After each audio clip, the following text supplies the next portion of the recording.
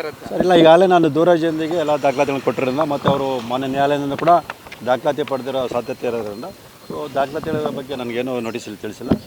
ವಿಚಾರಣೆ ಸಂದರ್ಭದಲ್ಲಿ ಯಾವ್ದಾದ್ರು ದಾಖಲಾತಿಗಳ ಅವಶ್ಯಕತೆ ಅಂತ ಅವರು ತಿಳಿಸಿದ್ರೆ ಸೊ ನನ್ನ ಬಳಿ ಇರತಕ್ಕಂಥ ದಾಖಲಾತಿನ ಅವ್ರಿಗೆ ಕೊಡೋಕ್ಕೆ ನಾನು ಸಿದ್ಧನಾಗಿದ್ದೀನಿ.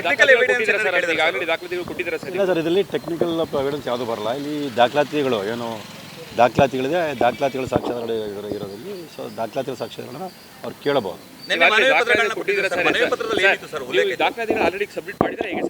ಮೊದಲು ದೂರವಾಣಿ ಕೊಡೋ ಸಂದರ್ಭ ಎಲ್ಲ ದಾಖಲಾತಿಗಳ ಸಂದರ್ಭ ಕೊಟ್ಟಿದ್ದೀನಿ. ಹಾಗಾಗಿ ಅವ್ರು ಯಾವುದೋ ದಾಖಲಾತಿಗಳನ್ನು ಈಗ ನೋಟಿಸಲ್ಲಿ ತಿಳಿಸಿಲ್ಲ.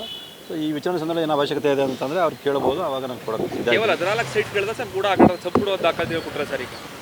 ನಾನು ಖಂಡಿತವಾಗ್ಲೂ ಮೈಸೂರು ನಗರಾಭಿವೃದ್ಧಿ ಪ್ರಾಧಿಕಾರ ನಡೆದಿರೋಂಥ ಏನು 50 ಅನ್ಪಂದ್ರೆ ಅಕ್ರಮ ನಿವೇಶನವನ್ನು ಕೊಟ್ಟಿರೋಂಥದ್ದು ಪಡೆದಿರೋಂಥದ್ದು ಏನಿದೆ ಅದೆಲ್ಲದರ ಸಮಗ್ರ ತನಿಖೆ ನಡೆಸಬೇಕು ಅನ್ನೋದೇ ನನ್ನ ಉದ್ದೇಶ. ಅದೇ ರೀತಿಯಲ್ಲಿ ನಾನು ಖಾಸಗಿ ದೂರವಾಣಿಯಲ್ಲಿ ತಿಳಿಸಿದ್ದೀನಿ ಮತ್ತು ಲೋಕಾಯುಕ್ತ ನೀಡಿರ್ತಕ್ಕಂಥ ದೂರವಾಣಿಗಳು ಕೂಡ ಅದನ್ನೇ ತಿಳಿಸಿದ್ರು. ಇವಾಗ FIR ಆಗಿದೆ ಸರ್, ED-ಯಲ್ಲೂ 10 ಲಕ್ಷ ವಾಪಸ್ ಕೊಟ್ಟಿದ್ದಾರೆ.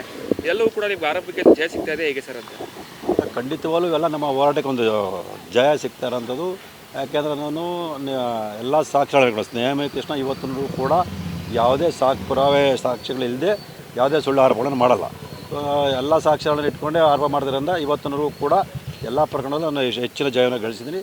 ಸೊ ಅದೇ ರೀತಿಯಲ್ಲೂ ಕೂಡ ಈ ಪ್ರಕರಣ ಕೂಡ ನಾನು ಜಯ ಸಾಧಿಸ್ತೀನಿ ಅನ್ನೋ ನಂಬಿಕೆ ನನಗಿದೆ.